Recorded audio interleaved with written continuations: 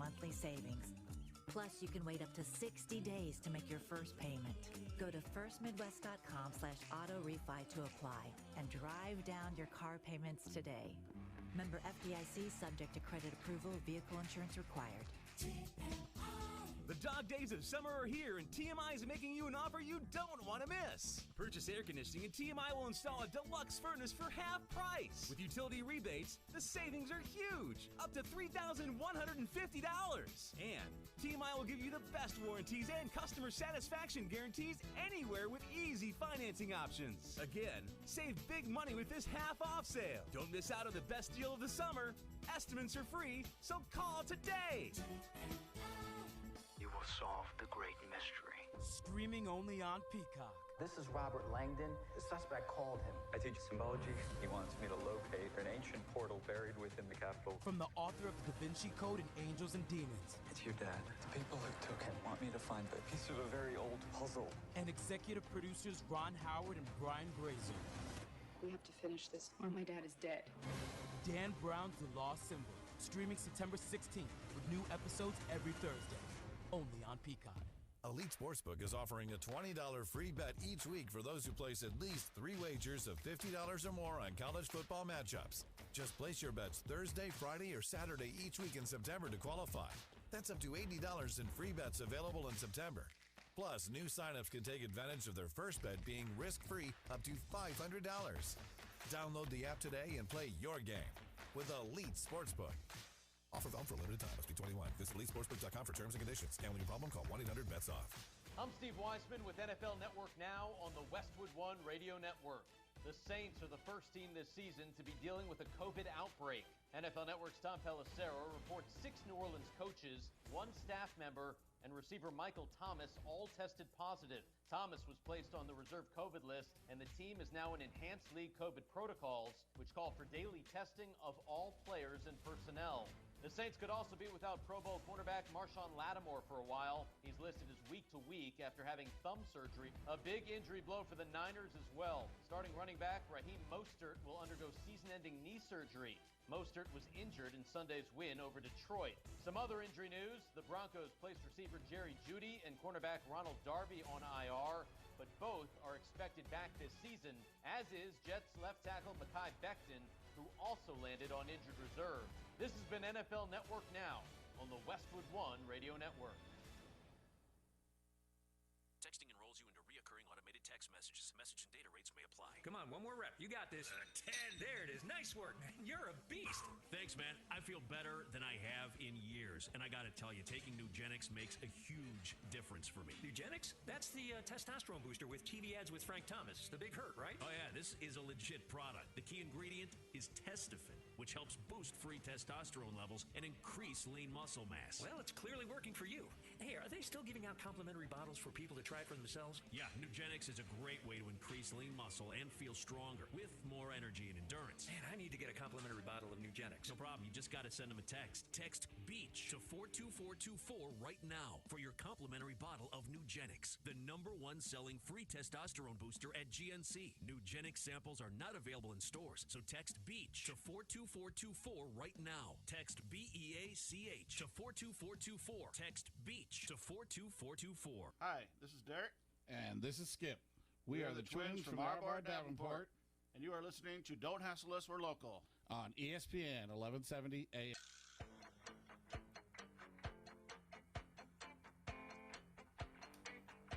All right, Hassle Maniacs, we're back. I apologize. I didn't hit go live on Facebook Live, but we are on Facebook Live now. We're also on ESPN 1170 AM. We're also on the app, ESPN 1170 AM. Download that app wherever you can. And we are also, you can listen to us at ESPN1170AM.com. I am the only person in the studio today. I'm going to be joined by Emily Van Buskirk, and shortly, about a half hour, we're going to talk about college football. We're going to recap her weekend at Oregon, Ohio State. We're going to talk about the firing at USC for Clay Helton. We're going to discuss college football brands. And when I say that, I say it because of this.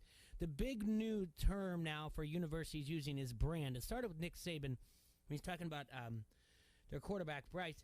And he said, like, well, he's close to, he hasn't even taken a college snap, and he's close to 9 figures, and it's because of our brand. And all of a sudden now it's become a brand. That's the sexy word, the key word. Who is the brand? Because of name, image, and likeness. Well, Clay Helton gets fired. Now USC talks about how they can bring in a big-name coach. I don't know why. Emily will tell us. But it's because now they like to throw around because of our brand of USC. Anybody will want to come here because of our brand. And I want her to talk to me about the brand, and what we're going to do later on when she's on the phone is we're going to rank each conference, like the ones that are relevant to us, Big 10 for us, Big 12 in this area, and then we'll throw in the Pac-12 because that's what she knows, and we'll rank each school by where they are in brand. For example, number 1 in Big 10, would be Ohio State. It'd be the number 1 brand in the conference, but we need to break it down from there even further. I also talked to you about going to ESPN1170am.com, reading what I wrote about Manning Night Football, how I'm waiting to come around. There's a nice embedded thing in there. It's only about 10 minutes long to watch. It's the best of their Monday night the other night. I might have tuned in at the wrong time. I do think my location was the other thing as well. So, again, apologies for all you out there on Facebook Live that I did not hit go live when I should have when the show started. I'm going to look at CBSSports.com. I'm going to leave the ESPN area for a little bit, and we're going to look at their rankings. We're just going to compare the top 10. I took everybody through the top, all my 32 yesterday, and I'm going to post this later. But I want to see where my power rankings are at compared to CBS Sports. From there, we're going to go into the Wednesday 150s. The Wednesday 150s are where I look at every single wagering line, and I have to bet either $100 or $50. Obviously, the 100 means I care more about that game. I think it's a lock. The 51 is I have to bet some way. So last week I went 8-8. I lost $110. So not too bad considering that the underdogs were 12-4 last week and straight up 9-7. It was what was it, by the way? Looking back on it. I had this here. The 12-4 is it's the most during week 1 in the Super Bowl era. So 12 NFL underdogs covered the spread last week. That's the most during week 1 in the Super Bowl era. 9 pulled outright upsets, the most in any week over the past 4 seasons. Okay, so on my top 10 and my power rankings yesterday, and spoiler alert, everybody in my top 10 has won a game. I did not put anybody in my top 16 that lost a game because it's week 1. I can do that. And it's my top 10 or my power rankings, all 32. You do your 32, I'll do my 32. All right, at number 1, I had Kansas City Chiefs. Again, Patrick Mahomes undefeated in September, 11-0, 0 interceptions. CBS Sports has the Buccaneers. I had the Buccaneers at number 2. I said the argument could be there because they are the defending champions. Wouldn't be surprised if the Chiefs stumble at some point. Buccaneers don't. But we kind of flip-flop there. At number 3, they have the San Francisco 49ers. At number 3, I have the Los Angeles Rams.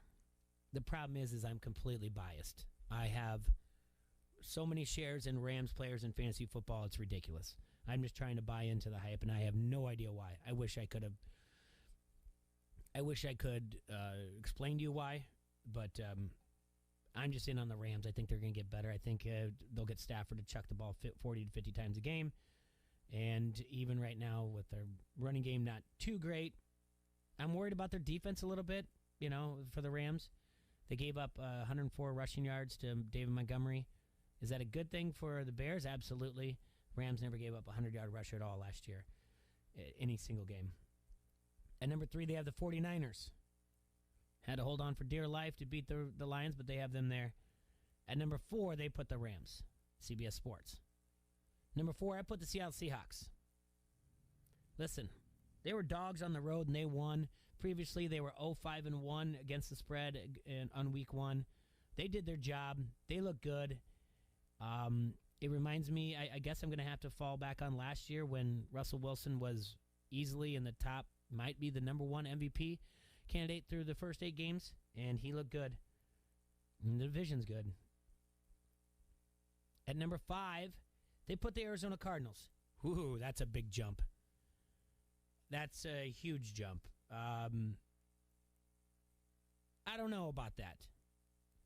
Really, let's take a look at the Titans. Their defensive line for the Cardinals dominated the Titans. There's no doubt about it. Chandler Jones did it. But they lost blocking tight end Johnny Smith, and they lost a good blocking wide receiver in Corey Davis. So the Titans also lost their offensive coordinator, Arthur Smith. I don't have the Cardinals that high at 5. I have the San Francisco 49ers. I hate the idea that, it's still going to be a quarterback by committee type of thing. And, now they lost Mostert for 6 weeks. But that's who I have at 5. At 6, they have the New Orleans Saints. Easily, probably the most impressive victory over the weekend. Too much being said about the Packers. I don't know. I mean, everyone says Aaron Rodgers looks like he doesn't care. They're putting gifts out there. Then he goes on Pat McAfee show, and it sounds like he cares. He's just kind of like, hey, it's one game. I get everyone, like, overreaction, but we got to focus here. Okay. At 6, I put the Pittsburgh Steelers. I thought this was probably one of the best upsets of the weekend, to be honest with you. The Bills were up in this game in the second half. The Steelers came from behind and won. Their defense did their job. Offensive coordinator looks like he's got it under control, and Big Ben looks comfortable there. Steelers are going to do Pittsburgh Steeler things, and they're going to be, before we know it, 5-0, wondering like why we counted them out. But then the rest of the season will happen. So at 6, they have the Saints. I have the Steelers. At 7, they have we're going to flip-flop here. They have the Steelers at 7. I have the Saints at 7. So not too different there. Now, where we flip-flop, where they had Arizona all the way up to 5, and I had Seattle at 4. They put Seattle at 8. I put Arizona at 8. This is where it's going to get different, and I understand what everyone's going to say here because, hey, just week 1 or whatever, but I didn't like to put anybody with a loss in my power rankings in top 16 just because I stuck to the dumb thing that I saw on ESPN.com when they were doing projected for football players of what they're doing, and it wasn't like a fantasy thing, but there's no way that, Juwan Johnson is going to score 32 touchdown passes for the New Orleans Saints, but they just took 16 more games and times it by 2. So basically, it was just a rib on ESPN being like, fine, if you're going to do this and not put any work into projections, then I'll just put every team that won in my top 16, every team that lost, and I'll figure out from there. At number 9, they put the Buffalo Bills. Now, they're too young, they're too talented, and they've got way too many expectations, and nobody on that team is named Aaron Rodgers. So for them to come out after that loss at home to Pittsburgh and to have multiple players just be like, I don't know what everyone's freaking out about, it's only week 1, you have not earned that right, Buffalo Bills. Not even close. I wouldn't put them that high, and I think they're suspect this week as well. Number 10, CBS Sports, they put Green Bay Packers. Basically, let's put that behind us. I put it number 9 the Miami Dolphins. Thought it was an impressive win over the Patriots. It was on the road. I know it's going to be a true test this week, but I'm going with the Dolphins. And at 10, I had the Los Angeles Chargers, who I'm big on this week as well. They won on the road. Should have been a little bit higher scoring game. Kicker missed a field goal, which is basically, it's like the hangover Anthony Lynn. It's not easy to do. I don't care if it's the Washington football team or not. That's a rookie coach winning on the road. So I have them at 10. And that's just the top 10.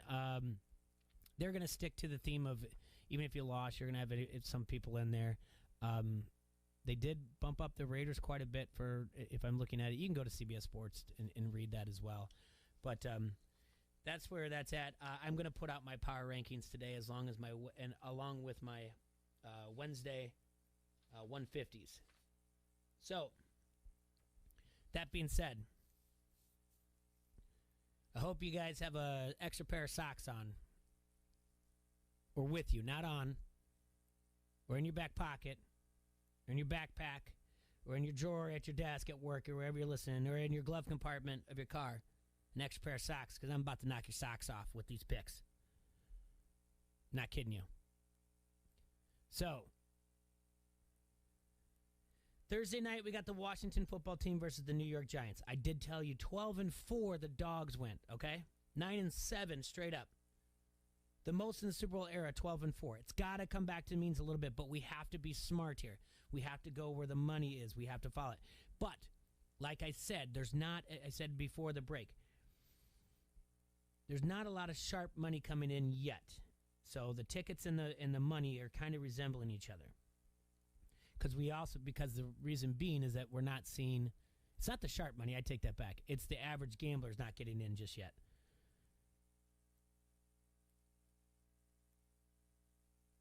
There was a portion of me that really thought the Giants might be something. And I do think the Washington football team is comfortable with Taylor Heineke here. I don't like the hook. The spread is -3.5. Divisional game that's usually closer. The under's 40.5. Whew.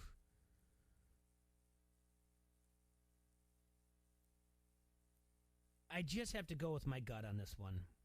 And I have to take the Washington football team. I'm not going to take the road dog. And I'm actually going to be confident. I want to come right out of the gate swinging. I'm going to take the Washington football team -3.5 for 100. Usually if I'm not comfortable, I just do 50. But I wanted to come out Thursday strong. Keep your eye on that. See if there's any sharp money that's going to be coming in. If that moves down to a 3, 2.5, pounce all over that. You're the Washington football team. But be wary because that means the sharp money has moved that there. Now, Sunday games. Buffalo Bills, Miami Dolphins. It'll be Dolphins' second AFC East divisional full. It'll be at home. They're getting 3.5 at home.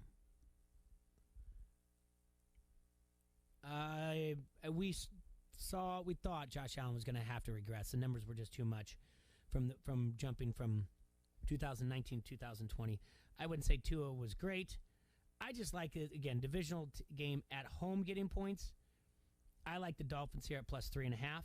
The money and the tickets are not on that. They're on the opposite side, the Bills. I'm going Dolphins +3.5. And I'm going to be eyeing the money line at +160. So I'm doing that for 100. Next game, Chicago Bears, currently at -2. Bengals are coming into town. Bengals beat the Vikings. Public's going to look at that. They're going to look at the Bears and be like, oh, there's not much there. Quarterback controversy, whatnot, blah, blah, blah. The public is going to be hammering all over the Bengals. I'm going to stick here at the Bears. I'm going to take the Bears for 100 at -2. Bears win this game outright. And they also cover. So I think this one actually is going to go down to probably a 1 by kickoff because I think the public is going to jump all over the Bengals.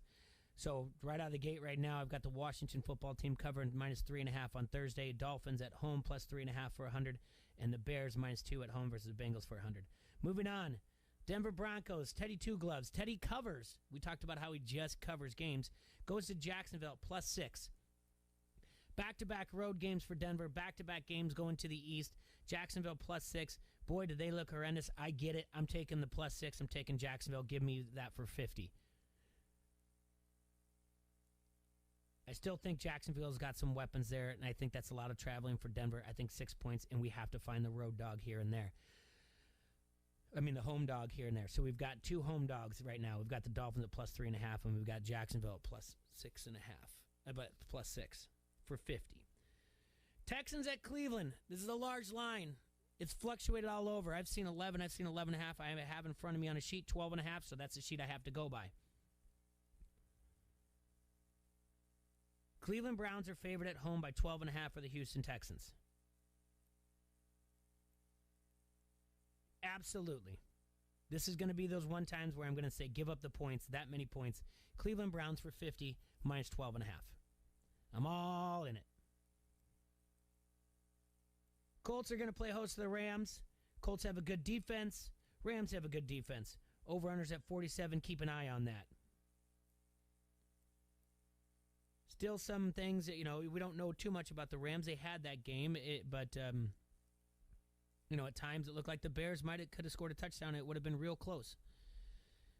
I am going to take the home dog. I'm going to take the Colts +3.5 for 50. Even though majority of the money is on the Rams and everything, I'm going that route. So it's going to be Colts plus 3.5 against the Rams. Steelers play host to the Raiders. Minus 5.5 is what I got in front of me. I'm going to take the Steelers. I know everyone likes what the Raiders did against the Ravens, but it is a short rest. Not too much short, but it's short. Then they have to, and they're traveling to Pittsburgh, home game. Steelers are riding that high. I think the Raiders are a little beat up. I like what I saw in Steelers defense, and I like minus 5.5 at home. I'm going to take the Steelers for 50. Here's one for you that I've been back and forth when I talk about home dogs. The Jets plus 6, Patriots minus 6. Patriots are on the road. It's Belichick's record straight up against rookie QBs is very, very good. I wanted to take the Jets plus 6. I just can't. The Jets lost their best offensive lineman. Patriots' defense is good. Belichick just doesn't like losing to him. I know the 6 is a lot to hang on the road, but sometimes you have to go with what your eyes see, what your gut says. So I'm taking the Patriots minus 6 for 50 on the road against the Jets. Next, we have the Carolina Panthers versus the New Orleans Saints. And everybody's going to be all over the Saints because everybody loves what they did against the Packers. And like, how do we not see this? Blah, blah, blah, blah, blah. I like the Panthers. I like their coach, Sam Darnold, efficient. CMC, good. It's at home, divisional game, plus 4. They're home dogs. I'm going to take the 4 points. I'm going to take Panthers plus 50. San Francisco 49ers travel to the Philadelphia Eagles. I've said over and over again, the Eagles might have a top 5 offensive line, might have top 5 defensive line.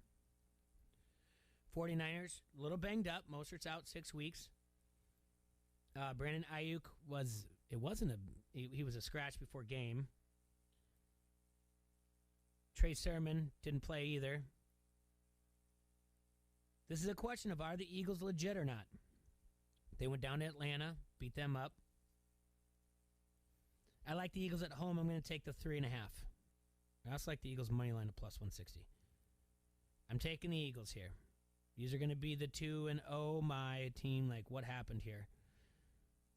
So I'm taking the Eagles plus 3.5 for 100. Falcons go to Tampa Bay. Falcons looked really, really bad against the Eagles. And they go into Tampa Bay, divisional game. Tampa Bay's got 10 days rest. Tampa Bay's favored by 12 at home. I don't care. I'm taking the Falcons plus 12 on the road. Falcons are a passing team. If they get away from just running to Mike Davis, we saw the Tampa Bay secondary is beat up against the Cowboys. They didn't get any healthier since then. Give me the 12 points. I'll take the Falcons against Tampa Bay for 50. Next one I struggled with. The Vikings looked awful against the Bengals. I'm not a fan. You guys know that. I like their offensive weapons. I'm just not a fan of Mike Zimmer. I'm not a fan of their environment, their atmosphere for the Minnesota Vikings. Arizona Cardinals looked really, really good against Tennessee, but is that a matter? Tennessee cannot block their defensive line. Kyler Murray looked like a Kyler Murray up until the Hail Murray game, after the Hail Murray game of last year. Early MVP favorite. 85% of the money is on the Cardinals to cover the 4.5, 83% of the tickets. Again, sometimes you can't just take the dog just to take the dog. I actually like Arizona here. They've got more weapons overall. And I like this. I like it minus 4.5, 50, and I like the over-under, the 51 at over-under. So I'm taking minus 4.5, the Cardinals for 50. Next, we've got the Chargers hosting the Cowboys. Boy, here's another one to take a look at. I think this is one that screams under, though. 55.5 is a lot. Cowboys are going to have 10 days rest. Cowboys, they have a lot of weapons. Chargers first-year coach, Mike McCarthy, coaches like he's a first-year Madden player on the Xbox. It's minus 3. Chargers are the better team, and they're a better team by 3. I'm taking Chargers minus 3 for 100. Seahawks are at home against the Titans. I'm telling you right now, the Titans are sus. They lost their blocking tight end. They lost their blocking wide receiver, Corey Davis. They lost Arthur Smith. Ryan Tannehill on the road. It's Seahawks minus 5. I'm giving up the 5. I'm taking the Seahawks for 100. Now this is the time I'm going against a home dog that I said I didn't want to. It's the Sunday night game, Chiefs versus the Ravens. Come on, he's 11-0 at home. I mean 11-0 in September. No interceptions. The Ravens on short week, and their running backs. I don't know who's running the ball. Latavius Murray, maybe. I don't know. We saw that they have some weaknesses there. So do the Chiefs too. But the Chiefs are playing the Browns, and I think the Browns are better than the Ravens. And I've been down on the Ravens all year, so I'm taking the Chiefs at -3.5 or 50. And then finally, we've got the Monday night game, and this line is just incredibly big. Detroit Lions +11, Packers -11, obviously, at home against in Lambeau against the Lions. I want to take the road dog. I want to take the 11. I really, really do. I just can't. I just feel like I've got to give one more week to see an FU mode Aaron Rodgers. Packers defense did not look good at all. Maybe that's a testament to Peyton, and I guess I'll know more on Sunday about the Saints if they're for real, if they go out and do that to the Panthers on the road, and then I say, that Monday night bet isn't good. But right now, I'm going to give up the 11, and I'm going to bookend. If I did Thursday night, the home team who was favored at home, and I did 100, I'm going to do 100 on the Packers at -11. So there you have it. My Wednesday 150s where I bet every single line of the NFL week, either on 100 or $50. Here's it goes again before we go to break. Washington football team on Thursday night, -3.5. I put 100 on that. Then on Sunday, the Dolphins at home. They're getting 3.5 against the Bills. I put 100 on the Dolphins. Bears are -2 at home against the Bengals. I took the Bears for 100. Jacksonville's +6 against the Broncos. Jacksonville's at home. I took Jacksonville for 50. Browns are at home against the Texans. They're -12.5. I did take that large spread for the favorite team at home. I took the Browns for 50. Colts +3.5. They are home dogs against the Rams. I took the Colts for 50. Steelers are favored at home, -5.5 against the Raiders. I took the Steelers for 50 at -5.5. Patriots -6 going to the Jets. I took the Patriots at 50 for 50. Panthers at home. They're +4 against the Saints. Took the Panthers +4 for 50. Eagles +3.5 for 100. Home against the 49ers. Falcons go on the road. They're +12 at Tampa Bay. I took the Falcons for 50. Cardinals are -4.5 at home against the Vikings. Took the Cardinals for 50. Cowboys go to the Chargers. Chargers are -3 at home. I have the Chargers for 100. Seattle -5 hosting the Titans. I took Seattle for 100. Chiefs on the road. Sunday Night Football at Baltimore. -3.5. I took the Chiefs for 50. And then finally Monday Night Football. Packers -11. I take the Packers for 100. All right, we have to take a quick break. When we come back, we're going to call Emily Van Buskirk, talk to her for a little bit. Stay tight. Hold with us. We'll be right back. We're going streaky! Yeah! You like that? You like that? Give me a hell yeah!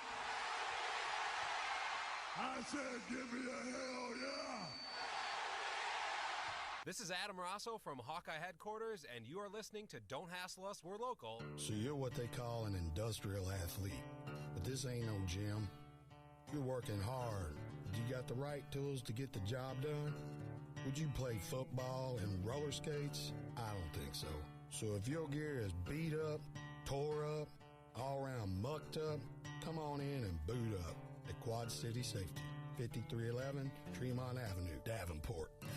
Or check us out at quadcitysafety.com. There is no shame in admitting you need help. Doing something about it is what most men find difficult. At Limitless Male Medical, we understand your uncertainty. We hear this every day. Whether it's low testosterone or erectile dysfunction, our compassionate team of experienced practitioners will diagnose and treat your symptoms. Limitless Male will explain your options so you can get your life back. Schedule your complimentary consult at limitlessmale.com. Insurance accepted. After a thrilling opening week to the NFL, Week 2 is here. The fridge is stocked. The recliner is ready. Now all you need to do is log into FanDuel Sportsbook and claim your risk-free bet. That's right. FanDuel is giving all customers a risk-free bet for Week 2 of the NFL season. I'm always stacking up same-game parlays. I've gotten huge payouts, and I love betting with America's #1 sportsbook. FanDuel Sportsbook, because of the lightning-fast payouts. I always get my winnings in as little as 24 hours. Use FanDuel Sportsbook on any Week 2 game. Bet the money line or take the over. Throw some action on a prop bet or build a same-game parlay bet. There are so many ways to play. New to FanDuel Sportsbook? Sign up today with promo code Trevor to also receive a risk-free bet up to $1,000. That's promo code Trevor.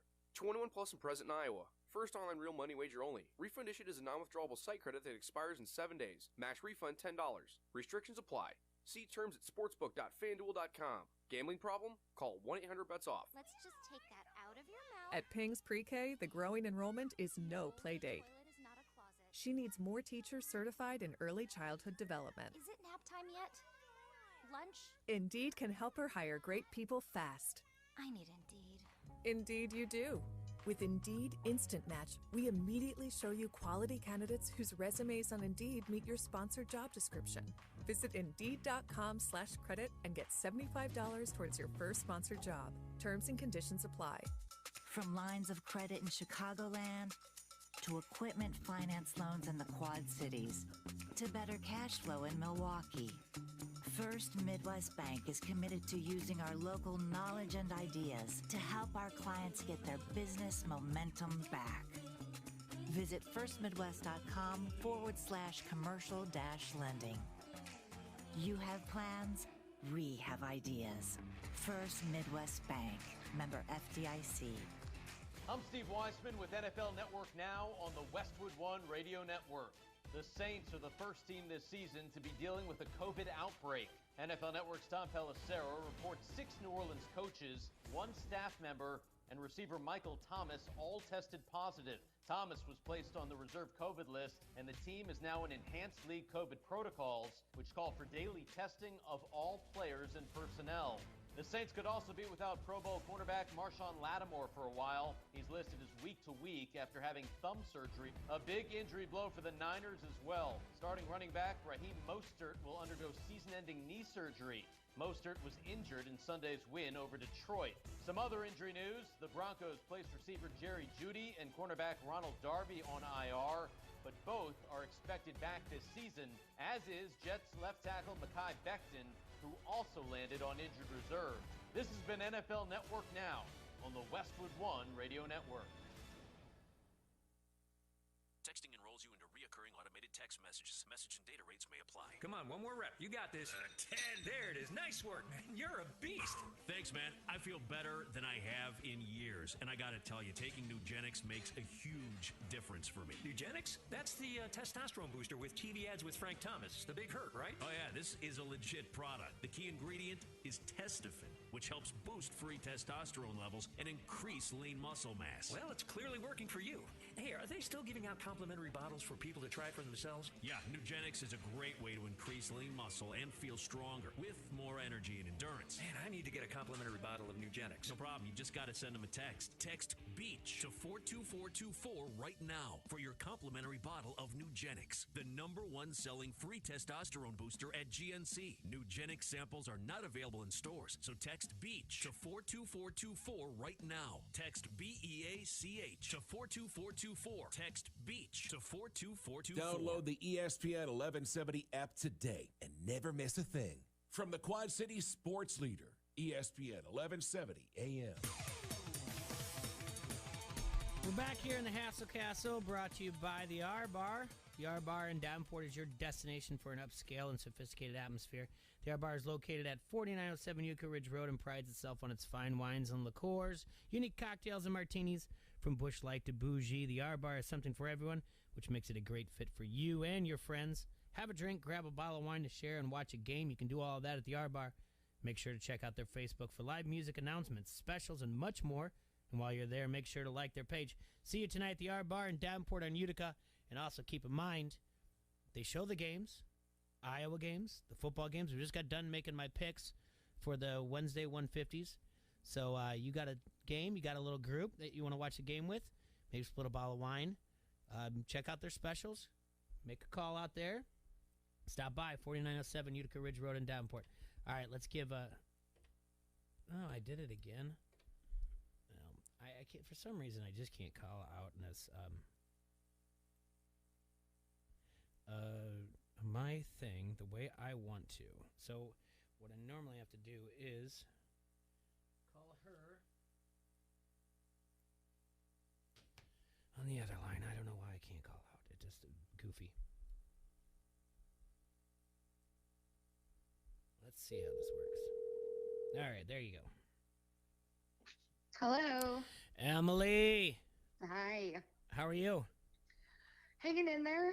Hanging in ready there. For, yeah. Yeah, it's been a week. Yeah? Yeah. Yeah, I don't know what it is, calling out or whatever else. Maybe it's long distance. I can't send out to you from our switchboard, so I call you from my phone. But we're on ESPN 1170 AM. Thank you so much for spending some time talking with us. There's a lot that I want to talk about as far as college football goes. But first, tell us about your weekend in Columbus. Yeah, it was, very surprising. We went in thinking it was going to be a bit of a battle, especially an uphill one for Oregon. But we learned very quickly from the opening kick that, that was not going to be the case. And Oregon kind of came out with this big energy, not sure where it came from or how they managed to travel with it. But it really put Ohio State on its heels, and it silenced a crowd of over 100,000 people. So much so that it was quiet pretty much until the fourth quarter. And Oregon had been working, with crowd noise all week. And one of their offensive linemen, Alex Forsyth, told me after the game that they didn't even have to use the silent count cadence stuff that they had been working on until the fourth quarter. So I don't know if Ohio State fans were just asleep still because it wasn't, relatively early kick or what was going on, but the energy was just all Oregon, and they executed game plan well. The play calling was phenomenal on both sides of the ball for Oregon, and not so much for Ohio State, who just kept trying to do the same thing over and over, which was clearly not working, shied away from the run game when they needed it the most. So it was game management for sure, on Cristobal's side that won the game. And it was incredible to see. I mean, there was a good amount of Oregon fans, so it was fun to see the celebration after. And what a football game. 2 weeks in a row, I've seen supposedly good quarterbacks be extremely lackluster. So I don't know if this is like a trend I'm starting or something, but I'm nervous to see what it does at Alabama, Florida this weekend. What a great game you get to go to, though, Alabama, Florida. I mean, obviously game day is going to be doing Penn State, Auburn, but it's still Alabama, Florida is going to be huge. I have managed to duck game day in all of my appearances so far. I think you're doing well, yeah. Funny.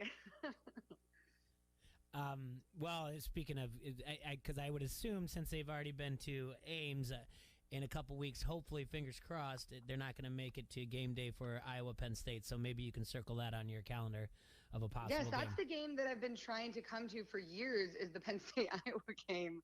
And I remember I was credentialed, 2 years ago maybe, or three, and I couldn't get there because of flights and stuff. So I'm definitely going to try and make it this time, make sure I set out early in the week to get there. So, well, I hope you can make it, and I hope the Iowa Hawkeyes can hold on through Kent State, Colorado State, and Maryland to make it a good matchup for you. I gotta say, a lot of people across the country not super big Iowa believers yet. Mm-hmm. And I'm curious how that feels for people in your part of the country, like to just kind of have people not buy in yet. Well, okay, there's a couple things. They're not wrong, okay? And that's the key there. But then you have someone like, all right, so in 2015, Iowa had this run all the way through the Big Ten until they went to the Big Ten Championship, Michigan State. And Colin Cowherd kept sitting there saying over and over again, they're like the kid with the fake ID. The team isn't legit, So, but he went out over the weekend and he goes, Iowa's ID is legit. But he's not wrong. The thing that, he's a little bit, the offense is not there.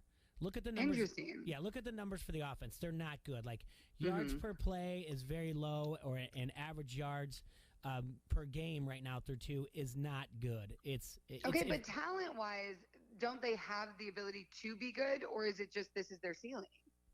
No, they have the ability to be good, okay? Right, okay. They just haven't done it. Yes. Okay. Got ya.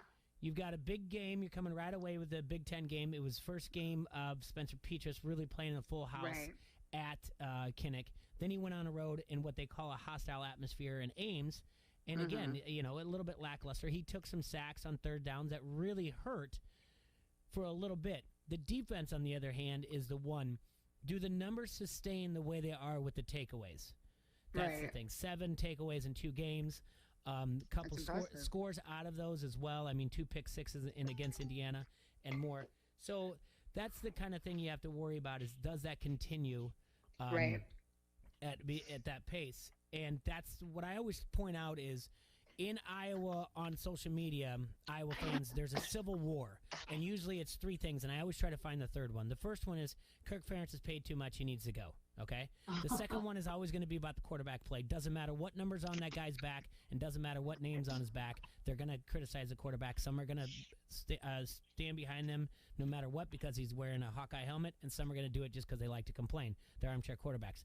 The third one is the one you got to find every year. What is the one that their Iowa fans are going to argue about? And right now it is, but the offense stinks. And then it's like, yeah, but our defense, the guys are playing right. They're doing whatever, everything else. You know, they brought back the secondary that was third in the Big Ten in takeaways and interceptions. And it's still like, yeah, but our offense stinks and it's not going to withhold. And then the answer to the offense is they're going to get better. Kent State, Colorado State, Maryland, let's use that to get better and find what our strengths are.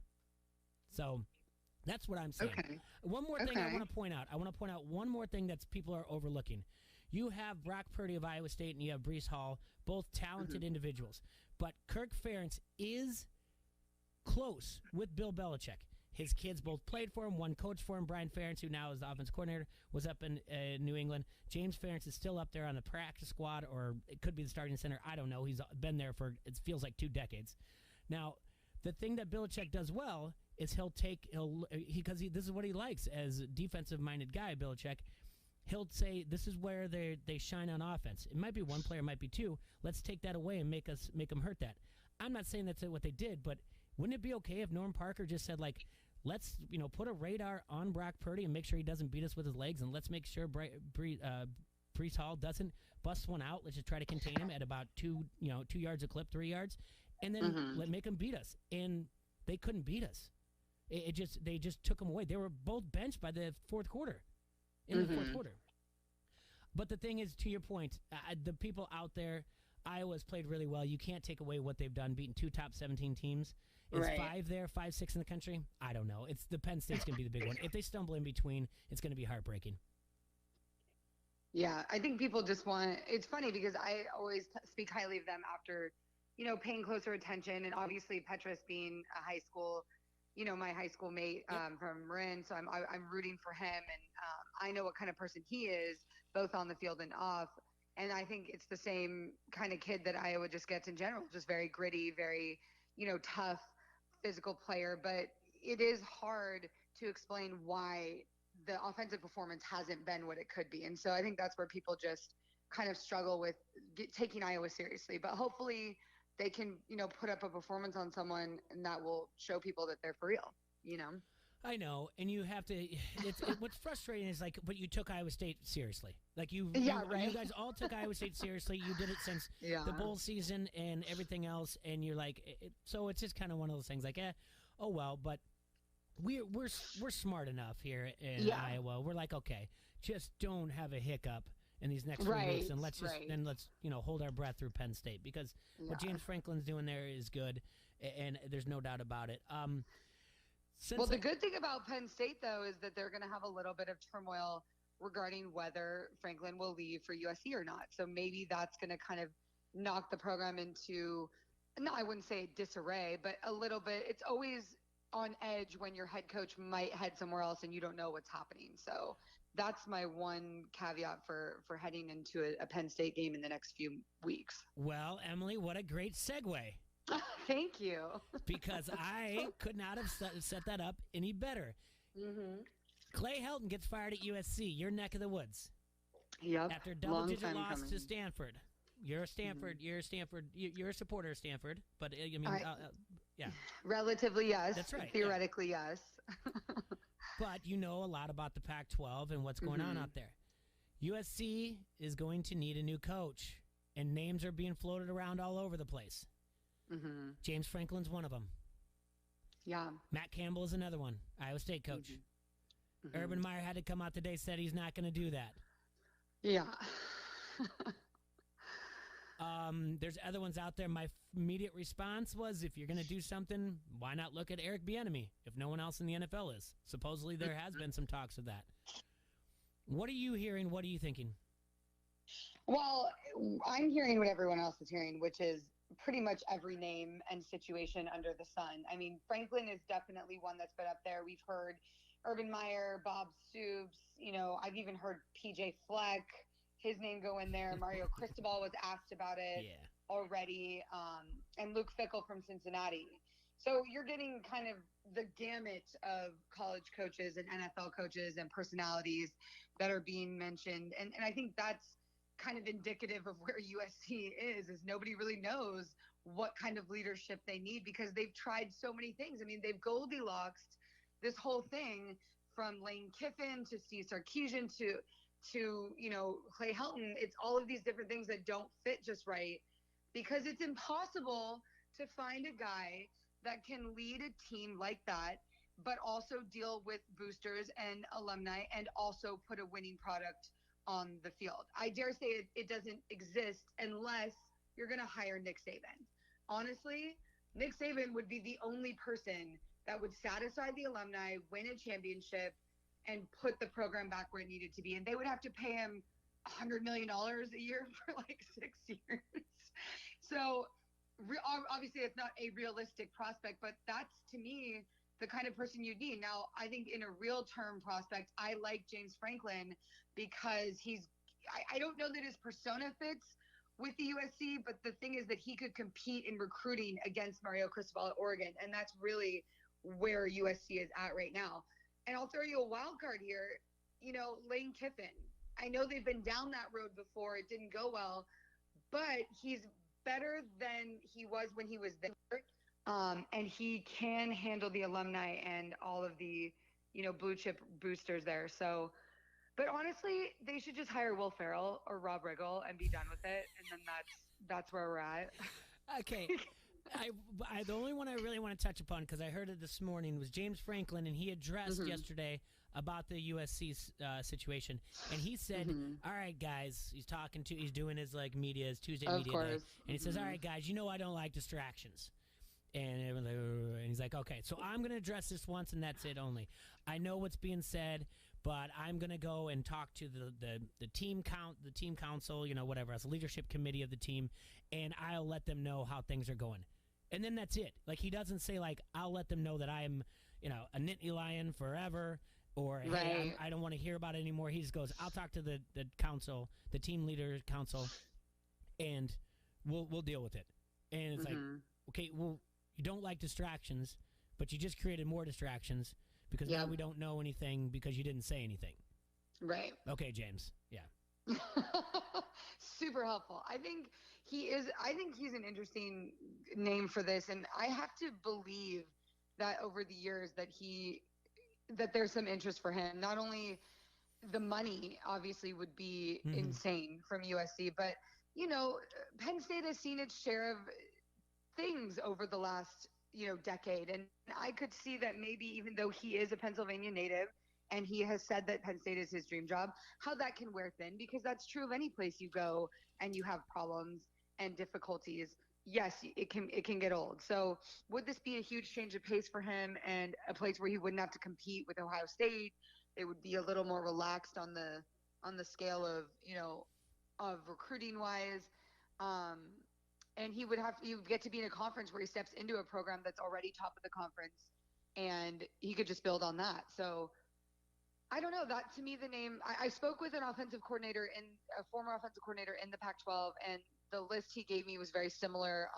We agreed on the Saban thing, that it would take Nick Saban to fix the program, but that a James Franklin is a very realistic possibility. Okay. Now, I know Erickson's saying on the Harrington's Pub Facebook comment thread that USC fans want Fickle. I'm sorry, I don't think they do.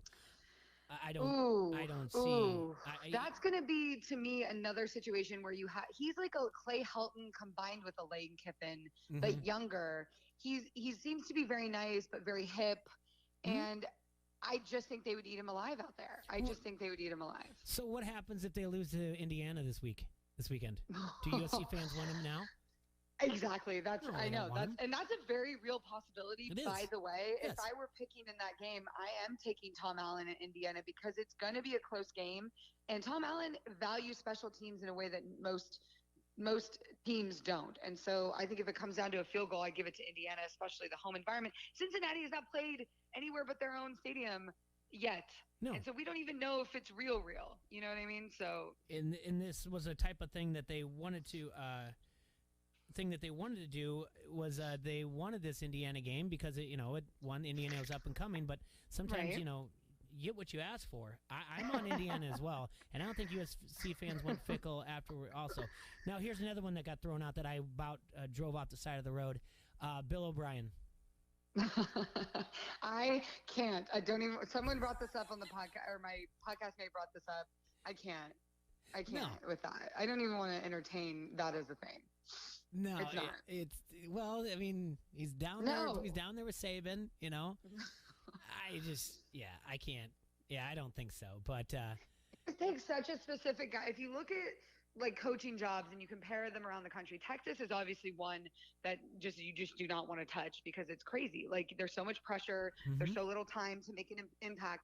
USC is Texas, but without like the fanfare and actually that kind of money and certain other aspects. But it's also a job that is going to be extremely stressful. I don't want to say that it drove Steve Sarkisian to drink, but it did not help.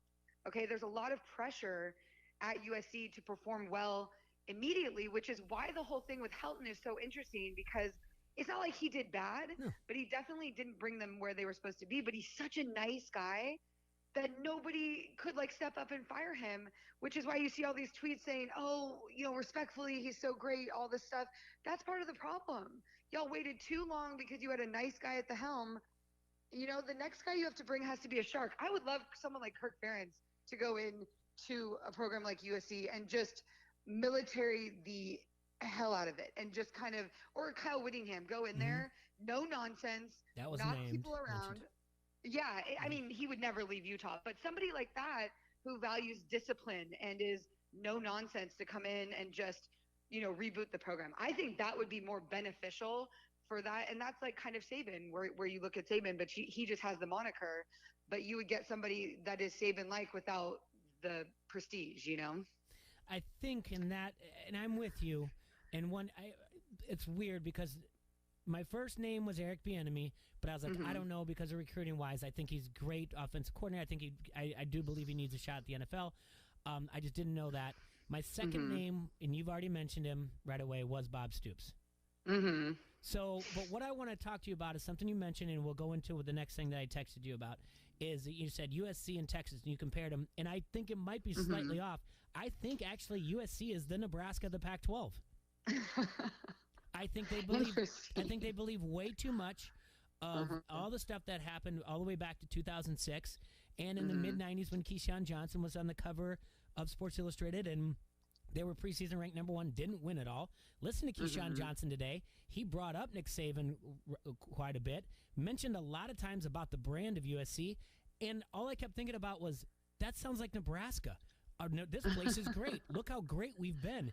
And you just, every day you do it, you keep you know what I'm saying? Like, it's one of those old sayings, like if you keep one foot in yesterday and the next foot on tomorrow because of how great it's going to be, you're really just pissing on today.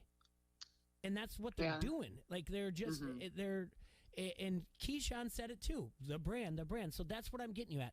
Where does USC fall in the name of the brand? And let me tee this one up for the listeners. The brand is something that now has become a sexy term in college football because of name, image, and likeness. And it started with Nick Saban when he was talking about Bryce Hall, right? Quarterback. Yeah. And he said, look at him. He's closing in on 9 figures for the name, image, and likeness. He's never even taken a snap. Hasn't even been named starting quarterback for Alabama. But because of our brand, he's bringing us in. That was at SEC press conference day.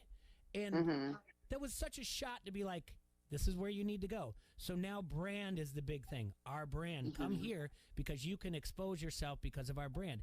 And Keyshawn's trying to say, well, our brand is this. The same guy who backed the hiring of Clay Helton and backed the firing of Clay Helton, he thinks like they're going to get whoever they want. And you're right, it's a Nick Saban, but there's not a Nick Saban out there. I know. So, Wouldn't that be wild, though, if they stole Nick Saban from Alabama by offering him like $1 billion? It'd be great. It would be the best thing ever. Like, everyone would lose their minds. It would set up everything. Like, automatically, you're like, okay, USC and Alabama, when are you guys playing each other? And Right. Well, because USC, the problem with California, too, is that you're losing all of these great California players to the SEC. The best ones are just going into the SEC. And I don't know who could stop that except for Nick Saban. You know what I mean? Yeah. Like, I don't know. Why wouldn't you? I don't know. Just go. I mean, I don't know what the other answer is. I didn't think it was Urban Meyer. I'm glad he came out and said, like, I'm not going to do it. I want to watch him crash and burn the NFL the most I can. So, but even though he said he's not going to go, he may still go. He's still going to go. It's just going to annoy me so much. He's like, it was fun. He's like, no, I will never leave here. And then, like, the next day he's on a plane to USC. Yeah. So, I don't know. He finds him one more year eligibility for Tim Tebow. Yeah, of course. That would be epic. Yeah. I mean, see, and I feel like USC, sometimes they just want that storyline like that, and they're not really thinking. I mean, this all went wrong. They could have hired Ed Orgeron back in the day when he was interim coach and loved by everybody. I still think about that when they lost him to LSU. And that to me felt like they were on the precipice of probably returning, and coming back strong. And then they just let him go. Because why? You know what I mean? Like, I don't understand it. That's why I'm saying just hire a movie star, hire Snoop Dogg. I don't care. Do whatever crazy thing you're going to do. Get it done with so we don't have to be distracted by it for the rest of the season. Yeah, and I think so. Was the letting Ed Orgeron go? Was that the Lynn Swan? That was under him, right? I think that was, yeah. Yeah, because now it's Mike Bone. Am I saying this correct? Mike Bone, yeah. Mike Bone. Okay, he's the athletic director. And so that's why I think the Luke Fickell, Coach Fickell thing is coming up, is because Mike Bone hired him at Cincinnati. I believe that's where that is coming from, and I'm sure he's super flattered by all of that, but it's just like he knows he'd be out kicking his coverage heading there. Like that just wouldn't. That's not going to go well for him. I think he's in a good place where he is, and that would just be taking on way too much. So if we're going back to the brand thing, what is the thing that's going to be attractive, the school wise and everything else? How far up is USC in the Pac-12? If we're going to throw around brand. And USC is like, this is a destination for any coach in America. It's not, but this is the place. This is it's Hollywood, though. That's the thing, is they lure so many of these people in with that Hollywood, West Coast surfer California aspect, and it works, especially on people that are coming from middle of America, and other coasters know better, but I still think it's really high in the conference. If you're looking at all-time brands overall, and not just like current trends, but overall as a program brand, you've got Oregon at the top, obviously. Their deal with Phil Knight and Nike, their uniform combos. I mean, it's hard to ignore the kind of presence they bring to the conference. So I put Oregon, and then I would put USC after them, with UCLA following close behind, especially with the resurgence now, because they're another storied LA program, and look where they play in the Rose Bowl. Like, everybody wants to play in the Rose Bowl. That's always been a thing. So, and then I throw in Utah. While they're newer, their identity and what they preach as a program has been top notch. They get people to buy in, and they've got quite a following. Whittingham's been there forever, and he does a great job of getting the kind of players Utah needs. And then from there, it just goes, I got ASU. Herm Edwards is kind of turning that program around, but it's always been a fun brand. You go to ASU if you're a player that likes the attention, likes to party. That's where you go. Yeah, it's you here's the thing about ASU. The one thing I like what you said about there's a brand, colors seem to match. They want to party, and you want to correct everyone and be like, no, it's not Tempe, it's Tempe. And you're like, oh, I'm so annoyed with you. I'm done. So, yeah. Yeah, I mean, it's not my brand, but I could see how it appeals to 18-year-old, guys. Sure. They also have very good-looking co-eds at ASU, and I think that's something apparently that's on tap for how you're recruiting. And then you kind of go middle of the conference: Stanford, Washington, Cal, Colorado.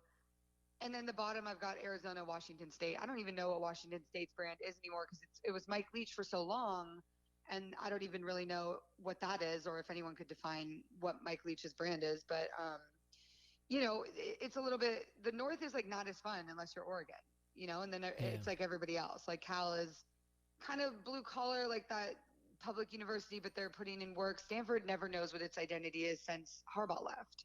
So they have I don't even know and if you ask David Shaw about it, he hates you forever because he doesn't want to talk about the brand or the identity. He's just trying to win football games. So I don't know. So you have Oregon 1, USC 2, UCLA 3? Yeah, I think I can agree with that. Yeah. I mean, I'm fine with that. Because a lot of things, I mean, for the younger generation too, you're not going to remember a lot of things. Like I can still remember Colorado and the Big 8. So of course, I remember Nebraska, their run Colorado to was like a thing. Yeah, I remember their run to the national title and everything else. And they do have a good brand. It's just very hard to recruit when you haven't had a winning season in a while. So I like the Colorado brand. If they could just get some wins, and I think Jarrell's in that direction. They almost beat Texas A&M this past weekend. That was huge. But it's such an incredible place to go to school, and the tradition and the running of the Buffalo. I think it should be higher up on the list, but they need to win some more games to start drawing in younger guys. So. And by the way, I know you're not too big in the gambling world or whatever else, but you did call Colorado to cover a spread against Texas A&M. I feel terrible too because I told Chase, I gave him 3 games this week. I was like, these are going to be upsets, and Colorado Texas A&M was one of them, and the Oregon Ohio State game obviously, and that was correct. And then I also I can't remember the third one Cal, TCU, and they almost beat TCU as well. So I've been like pretty close on a few of these, and I feel like it's going to tip at some point. But that Colorado game was incredible, holding Texas A&M to that few points. That's insane. So I'm okay with it, and I know I saw I think it was your tweet about UCLA. Chip Kelly is back. You've said it. You said he it before is back. You said it before the season. You doubled down after week 1, and same thing at the LSU, and so he's back.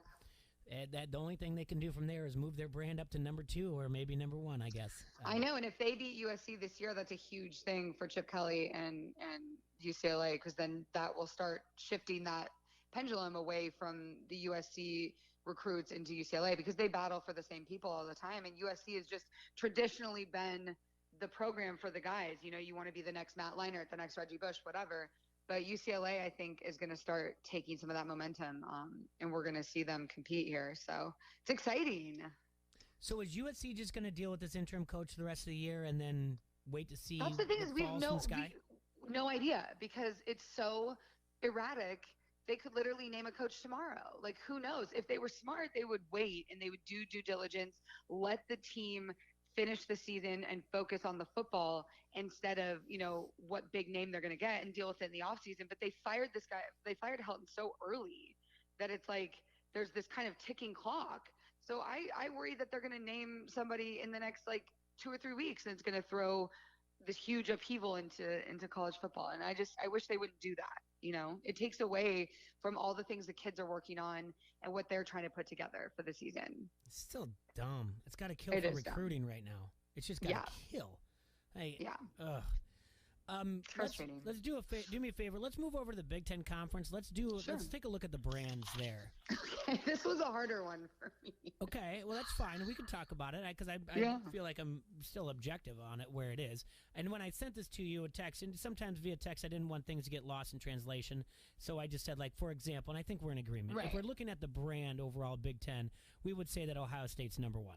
Yeah, of course. Okay, so I agree with that. That Ohio State has the number 1 brand in the Big Ten Conference.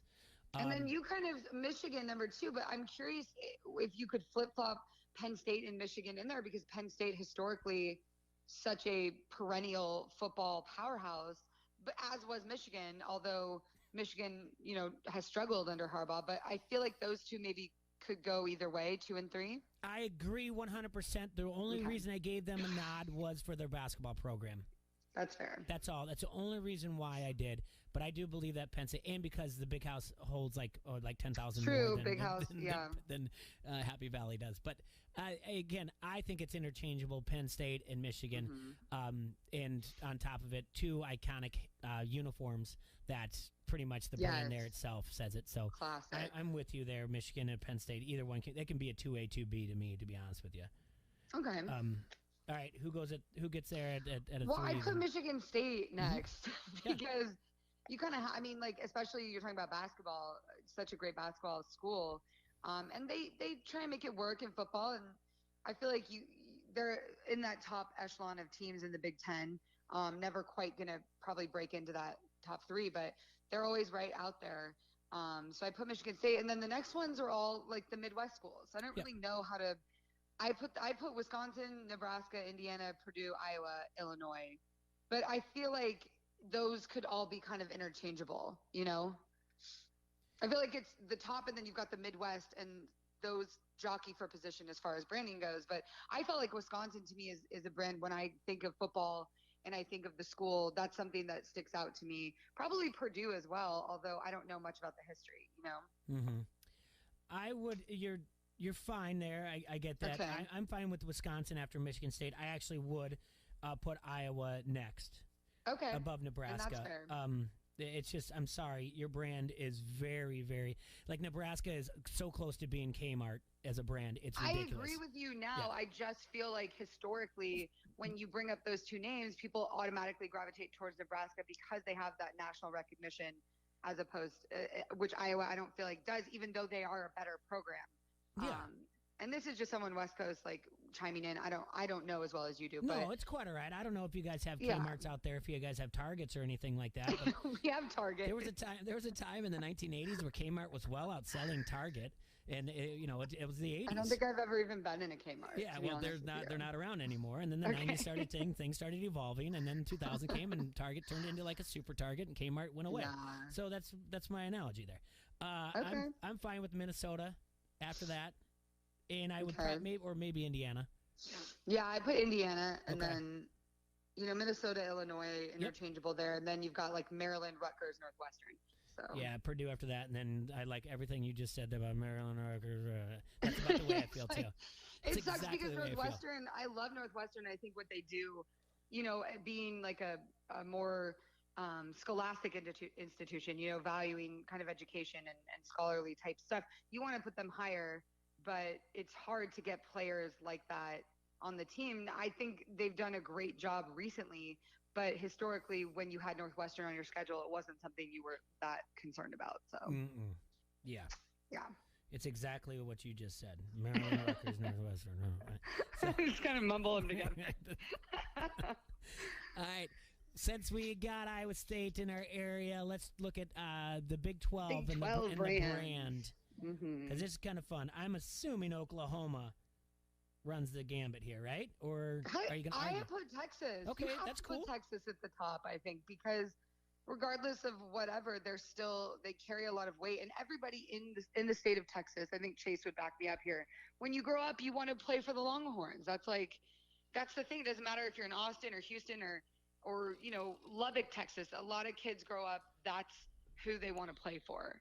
So Mhm. I think that's transcendent. Whether you're from Vince Young days or whoever their last good quarterback was, which I don't know that I can name off the top of my head. Sam Erlinger. I'm just kidding. I'm just kidding. Yeah, I'm kidding. Everybody wants Texas to be back, and the fact that we have to say that is kind of maybe feels like they shouldn't be at the top, but I don't know. I put them there. Oklahoma, to me, I put West Virginia before them. Okay, weirdly, interesting. Because West Virginia has been an iconic program all the way back to when Rich Rodriguez was there. They had Owen Schmidt, the first crazy fullback. And I feel like when you're from that part of the country, especially when I go to Huntington and see Marshall, everybody's West Virginia fans, and they know all about the history of it and everything. So I feel like West Virginia has a very strong brand, especially in that part of the country.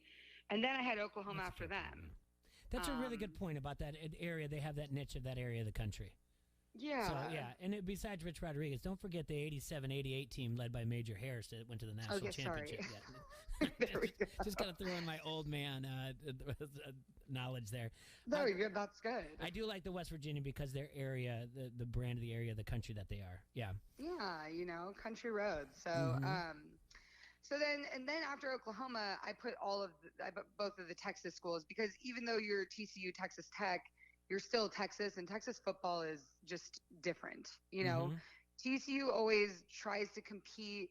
They have a really rabid fan base, and if you're not going to go to UT, likely TCU or Texas Tech. And I would have said Baylor, but because of everything that's happened at Baylor, I actually have them at the bottom. I agree. Of the Big 12 now, brand-wise, because it's such a bad look, all of that stuff.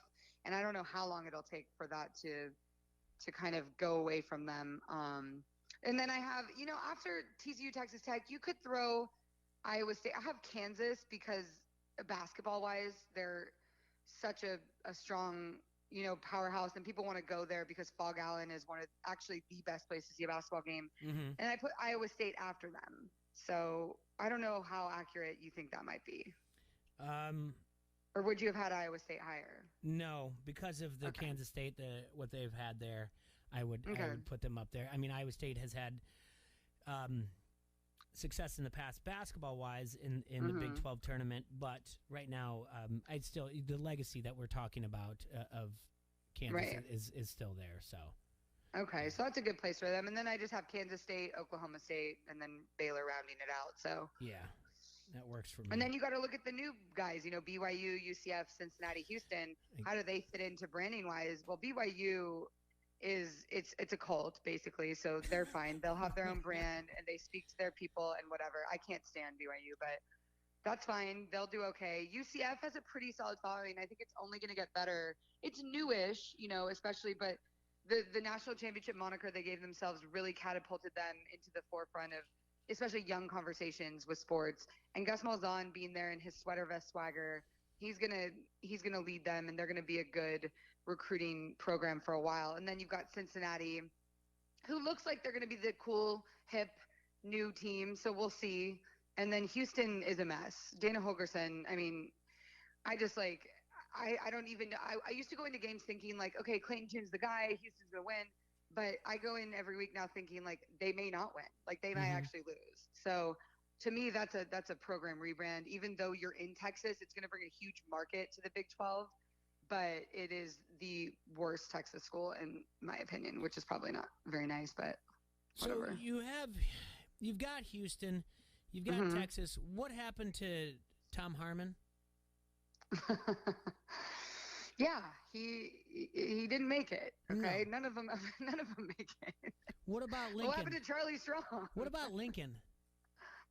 Yeah, I mean, I'm just saying, names that were there 3 or 4 years ago. It scares me to think USC goes out there and gets the next guy like that. Yeah, and it's very possible. Yeah, you're trying to get and I think going back to beginning our conversation, if USC, and talking about the brand, believes they are that brand, you might as well back it up to Saban and say, what's it going to cost? Aren't you tired of living there? You could live in L.A. I just don't know who else. I don't think there's an NFL coach that's going to leave the NFL right now unless someone gets fired or whatever else, and I don't think Nagy is the guy. I mean, Erickson said that as a joke on the Harrington's Pub Facebook comment thread, but I mean, people that are on the hot seat, Cliff Kingsbury, are you going to do that? No. He's got to lose, and he has a good situation, I think, where he is, but I mean, that's one. It's he does like that kind of life. I've heard from people who've coached with him that he is not above going to strip clubs and doing wild nights out at clubs and stuff like that. So, could I see him moving to this young hip town in LA? Yeah, I could. I don't know though about the pressure. The money would be probably pretty decent, but I don't know if he would want to leave a situation where he controls so much of a team and then go back into college where you control so little. Okay. That's my only thing. And another one that I heard that was ridiculous to me was Chris Peterson.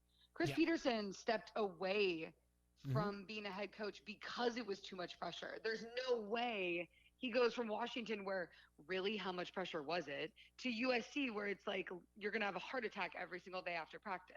There's no way. There's just no way. That to me was a ridiculous mention. I got a long shot for you. Okay. What about Harbaugh? What's funny is I was actually thinking about that. Yeah. He had success. He had success in California with Stanford. He's got to be up to his eyeballs with. You got to beat Ohio State. I mean, it's his school. Everything else. He could do it. I'll say this: he could do it, and he would probably be successful. But he's not a schmoozer. That is why he succeeded at Stanford so well, is because at that point they were so downtrodden, after everything, that they were like, it can't be worse. And so they let him come in and just do whatever he wanted. He didn't have to go to all these events. He could keep to himself and focus on the football.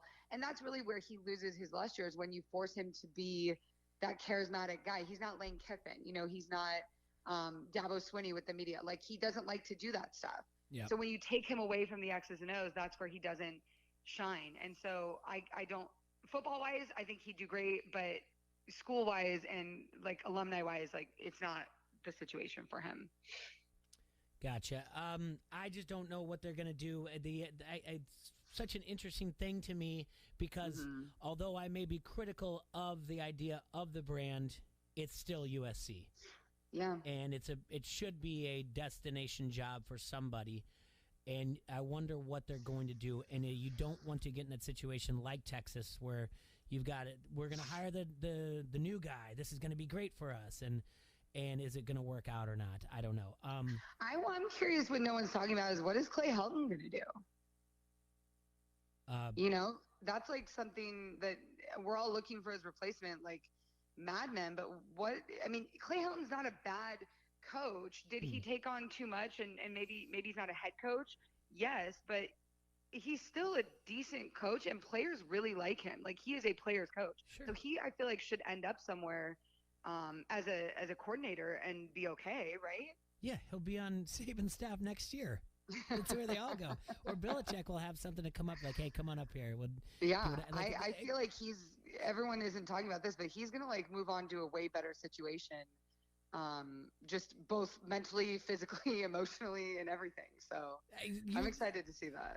The thing is you didn't even scoff at that. You're like, yeah, that sounds about right. He'll be down. He is a very good football coach. He's just not a good head coach of a major program like that. It just wasn't for him. But if he has someone directing above him that takes that pressure off, and he can just be the guy for the players and dial up stuff on the field, I think that he'll succeed. So I do think a smart head coach will see value in that and pick him up. So, well, you would hope there's little things like what Saban does, how he brings in former head coaches, and then still under the coaching tree that have gone on to other programs like Lane Kiffin has and everything else, and been like, hey, come on in, be a coordinator here.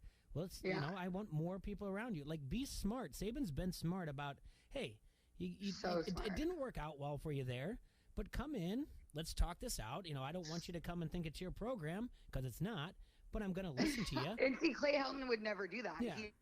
I think he's the subservient guy in a good way. I know that's a negative word, but I think in the best way possible, he'd offer the most support to a head coach without trying to overthrow him. So he's just not that guy. So I see that. You know what? I would always wish I could ask Saban, and maybe one day I will, maybe this weekend. I want to ask him who his biggest regret of a hire was. Ooh, who is the guy that he brought on that he regrets? And I honestly think it has to be Lane Kiffin, because they hated each other. They did just not get along at all. All right, so I thought about this earlier today, too, because of the Lane Kiffin, and I was like, all right, Lane Kiffin always puts, stuff out there in the media, and he's like, you know what, even if it's bad, it's good, Bad news he is good doesn't news. care, yeah. And he all said, you have to know about Lane Kiffin is this. Everybody out there listening, if you want to know the kind of guy Lane Kiffin is and who he is, you don't have to talk to him. You don't have to even look at him. Go to his Twitter, look at the people he follows.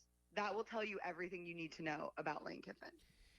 So I thought about what you're saying. I'm going to do that, by the way. I'm going to waste way too much time doing that. I thought about what you said and earlier today, and I'm like, I wonder how that was like on the staff, because, he pulled no punches when he was talking about any program in the country, let alone Alabama and Nick Saban when it was in the media.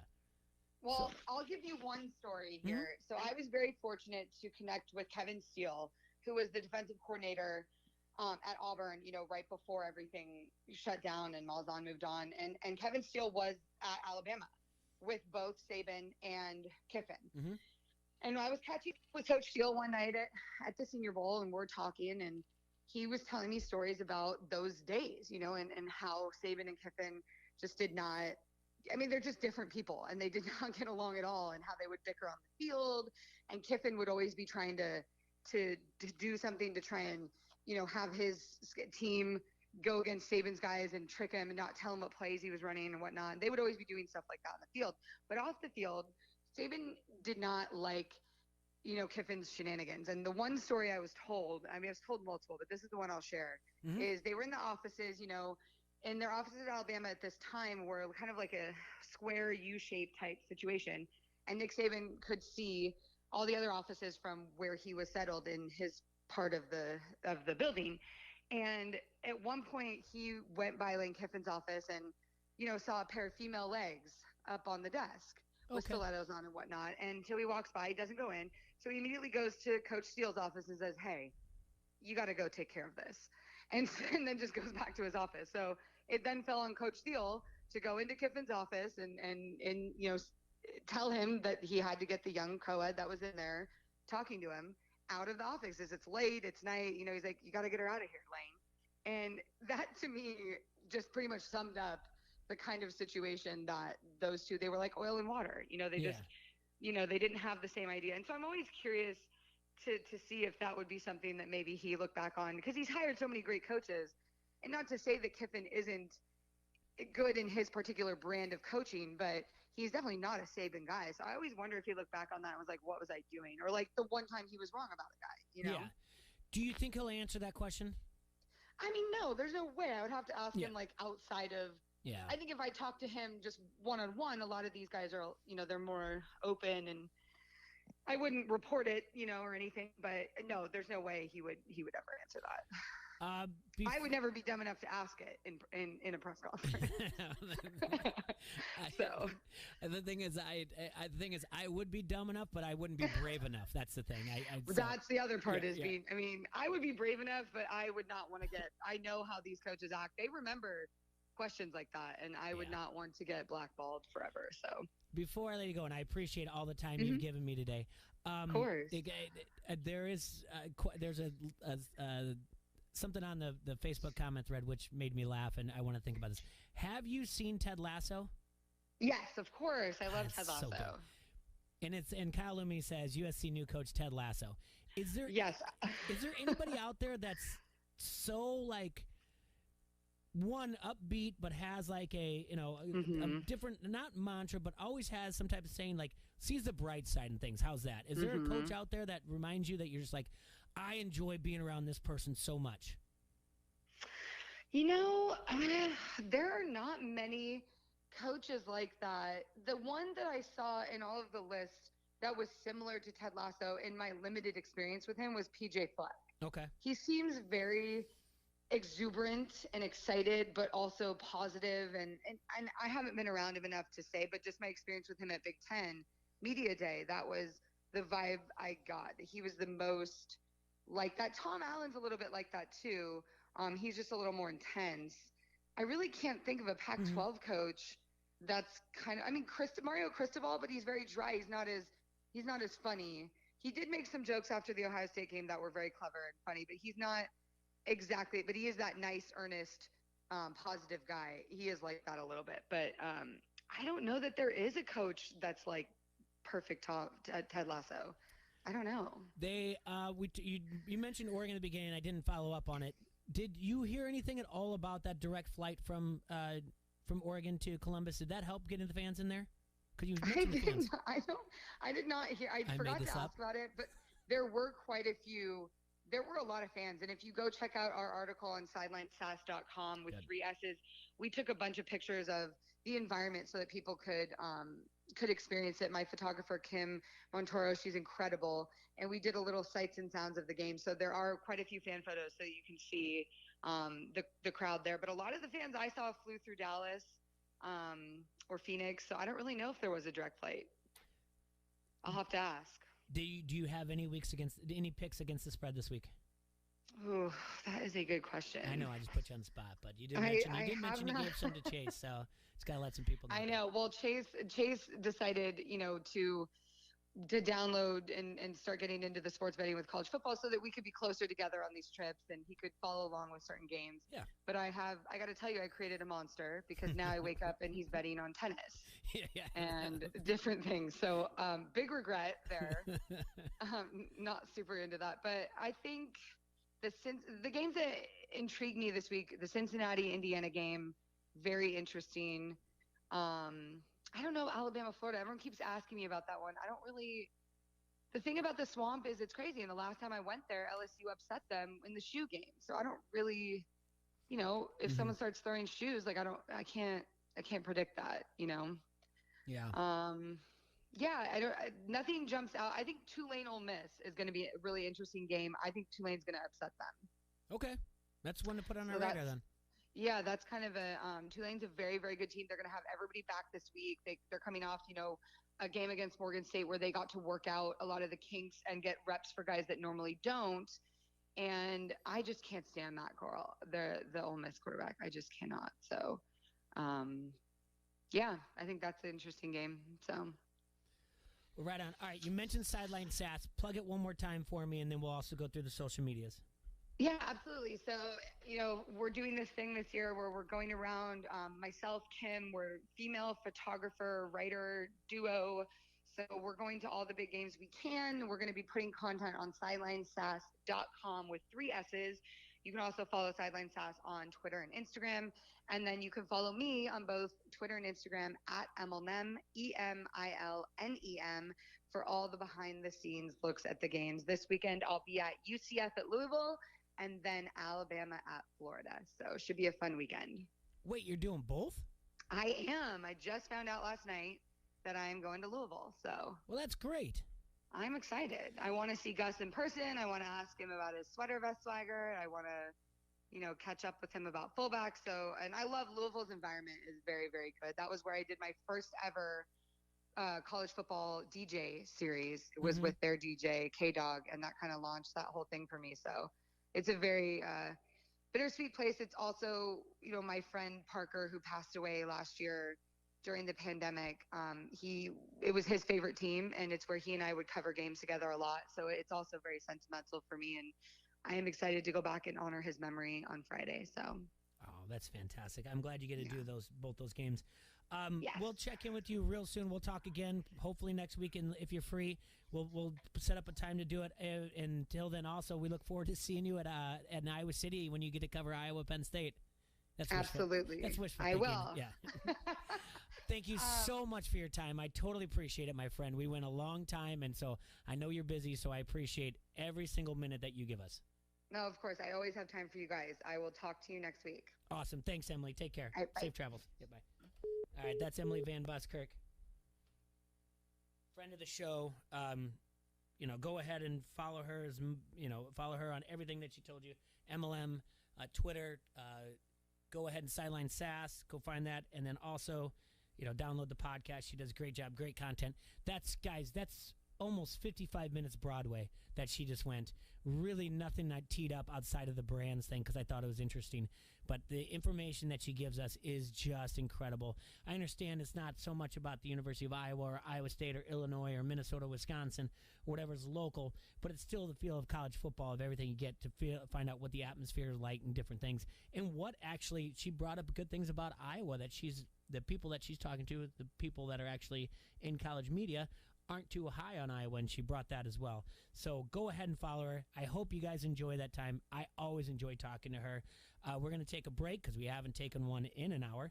We'll be right back. ESPN 1170 AM. Don't hassle us. We're local. We're going streaking through the quad and into the gymnasium. Come on, everybody! You like that? You like that? Give me a hell yeah! I said give me a hell yeah! This is Tyson Blazer, and you're listening to Don't Hassle Us, We're Local on ESPN 1170 AM. Women take hormones to look and feel better. So why not men? Men mostly ignore the stages of low testosterone until their low T symptoms stack up so high they can't ignore them anymore. You may have low energy, weight gain, loss of muscle mass, moodiness, low sex drive, lack of concentration, depression. Guys, don't wait till your symptoms make you miserable. Talk to the experts in men's health. Schedule a complimentary consult at limitlessmail.com. Insurance accepted. For the brightest hand-selected diamonds, come to Dolan Jewelers. This is Will Dolan, and we want to offer the best diamond experience for every client and every occasion. At Dolan Jewelers, we carry the most popular shapes and sizes, as well as a huge inventory of lab-grown diamonds. With custom goldsmiths right here in our store, your experience will be convenient, easy, and fun. Visit us at 3865 Elmore Avenue in Davenport or online at dolanjewelers.com. You're right on par in your M&M golf car. M&M Golf Cars, your authorized club car dealer, invites you to check out the new Onward by Club Car. Onward's all new accessories personalize nearly every detail to fit your lifestyle. Customize yours at mmgolfcars.com. 1.99% financing for 48 months through the end of the month. You're right on par in your M&M golf car. M&M golf cars. M&M Golf Cars, Bettendorf. So sticky. At Hannah's Organic Honey, business may be sweet, but they need an e-commerce queen bee to lead the hive. Okay, these jars are going to Jakarta. Oh, wait a minute. Does that say Jackson? Indeed can help them hire great people fast. I need Indeed. Indeed you do. Schedule virtual interviews and talk to candidates right from your employer dashboard. Visit Indeed.com/credit and get $75 towards your first sponsored job. Terms and conditions apply. When you open an essential business checking account at First Midwest Bank, you'll earn a $500 bonus. But that's not all. You'll also have your own local banker who knows your business. A $500 bonus plus a local bank to help you succeed. That's banking with momentum. Visit a First Midwest branch to open an essential business checking account by November 30th, 2021. $100 minimum deposit to open. Available to businesses located in Illinois, Indiana, Iowa, and Wisconsin. Must complete all bonus requirements to be eligible. Details available at firstmidwest.com/smallbiz. Member FDIC. An online presence was important, but now it's a necessity. Town Square offers premium website services that get you new leads every day. Go to mylocalcustomers.com to receive a free competitive analysis to help you find more local customers online and help grow your business faster. Plus, a dedicated marketing specialist so you don't have to mess with updating a website. It's fast and easy with no contracts. Cancel at any time. Be one of the first to sign up and receive $500 in free advertising on ESPN 1170 AM. Go to mylocalcustomers.com. I'm Steve Weisman with NFL Network Now on the Westwood One Radio Network. The Saints are the first team this season to be dealing with a COVID outbreak. NFL Network's Tom Pelissero reports 6 New Orleans coaches, 1 staff member, and receiver Michael Thomas all tested positive. Thomas was placed on the reserve COVID list, and the team is now in enhanced league COVID protocols, which call for daily testing of all players and personnel. The Saints could also be without Pro Bowl cornerback Marshawn Lattimore for a while. He's listed as week to week after having thumb surgery. A big injury blow for the Niners as well. Starting running back Raheem Mostert will undergo season-ending knee surgery. Mostert was injured in Sunday's win over Detroit. Some other injury news, the Broncos placed receiver Jerry Jeudy and cornerback Ronald Darby on IR, but both are expected back this season, as is Jets left tackle Mekhi Becton, who also landed on injured reserve. This has been NFL Network Now on the Westwood One Radio Network.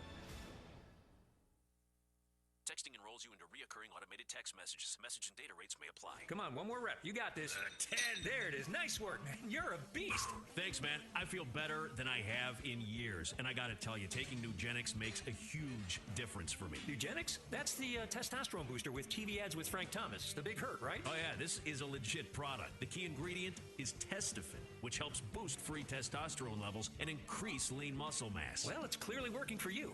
Hey, are they still giving out complimentary bottles for people to try for themselves? Yeah, Nugenix is a great way to increase lean muscle and feel stronger with more energy and endurance. Man, I need to get a complimentary bottle of Nugenix. No problem. You just got to send them a text. Text BEACH to 42424 right now for your complimentary bottle of Nugenix, the #1 selling free testosterone booster at GNC. Nugenix samples are not available in stores, so text BEACH to 42424 right now. Text BEACH to 42424. Text BEACH to 42424. From the Vegas Gaming Cafe, this is the Quad City sports leader, ESPN 1170 AM, KBOB Davenport, a Town Square media station. Break it down.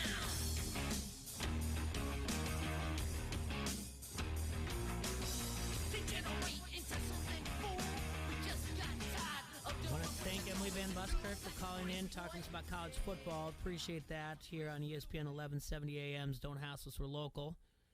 But first, want to remind you, you've heard Luke on the air and seen Dave on our show. Don't Hassle Us, We're Local is happy to have Martin Family Cosmetic Dentistry as a sponsor on the show. Martin Family and Cosmetic Dentistry's goal is to help everybody have a positive dental experience, and that starts with their youngest patients at their very first dental appointment. The office is kid-friendly and designed to be comfortable for all ages. There is a designated kids area, and the entire staff is very experienced and comfortable with children of all ages. For the adult hassle maniacs, Martin Family Dental will take care of all your dental needs, from your first cleaning to all restorative work. They have a relaxed environment to help you be as comfortable as possible at a place you like to visit. Check out their webpage at martinfamilydds.com and visit the before and after photos for whitening, and also read the testimonials from very satisfied patients. Plus, don't forget to like and follow their Facebook page as well. Call Martin Family and Cosmetic Dentistry today, 563-355-6626 to set up your appointment today. That's Martin Family, Cosmetic Family Dentistry. All right, so far today, we looked at some gambling lines. What I like, it's the Wednesday 150s. We talked to Emily Van Buskirk. We did the power rankings. We looked at the power rankings from yesterday. A couple things going on as well. Today in Major League Baseball is Roberto Clemente Day. It's going to be celebrated at Major League ballparks across the country with teams donning number 21 patches. Some players even changing their numbers to commemorate his legacy. The Roberto Clemente Award is bestowed annually to the player who best represents the game of baseball, sportsmanship, community involvement, and the individual's contribution to his team.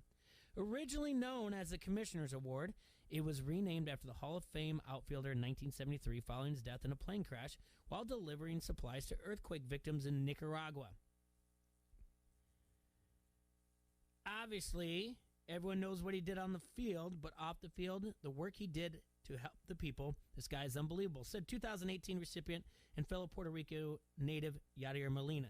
This year's nominees include the likes of Trey Mancini, Nathan Eovaldi, Ryan Yarbrough, Bo Bichette, Liam Hendricks, Salvador Perez, Nelson Cruz, Tony Kemp. The list goes on and on. Mike Trout's on there. Will Smith is on there. Pete Alonso's on there. Max Scherzer's on there. So the Roberto Clemente Award, but today is Roberto Clemente Day throughout Major League Baseball. So if you see a number on there that you're not used to, the number 21, that is the reason why. We mentioned earlier about the underdogs when we did the thing. Keep an eye on some of the dogs out there because the trend will go down a little bit, but not so much. That's just the way weeks 1 and week 2 work. Seattle's T-Mobile Park has been chosen to host the 2023 Major League Baseball All-Star Game. Dodger Stadium is set to host next season. Finally, today in sports, September 15th, 1978, 43 years ago today, Muhammad Ali defeated Leon Spinks for the final victory of his career, avenging a loss from 7 months earlier to capture his third heavyweight title. This fight was in the New Orleans Superdome. There were 63,350 people that went into this event, then a record for indoor boxing attendance. 46.7 of American TVs tuned in for this event.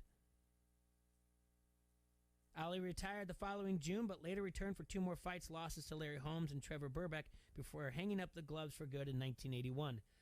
I cannot tell you the age I was for, I can tell you the age because I have the dates in front of me, but the age I was these things were on, but I feel like I remember watching these fights. And there's no way I watched these fights that I can remember it. I would have been just 2.5 at September 15th in 1978, and I feel like I saw this fight. That's how much, Muhammad Ali fights growing up were still on replay and everything else. It's incredible to me that his last fights were in 1981, and then I still feel like I watched every single one of his fights that was going on. There's just no way I did. There's no way I did, but I feel like I did.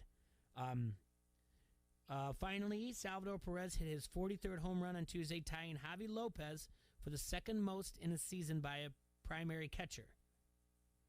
Who's the only catcher with one more? Johnny Bench. We've mentioned it before because he also had the most as rookie, this and that. But yeah, 45 home runs in 1970. Most under the age of, not as rookie, under the age of 21 by All-Star break when Acuna was on his way of doing it as well. Again, look into ESPN1170am.com. I'm going to put in the Wednesday 150s.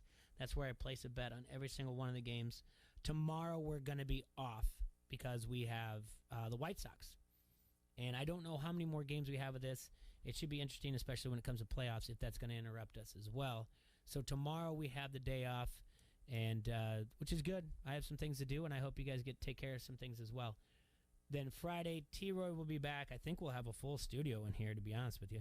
We're going to have to do a Guess the Lines. It's going to be way late. I've already put mine in, time-stamped him, whatever else. He's done his, but still we have to do it to see how close we are.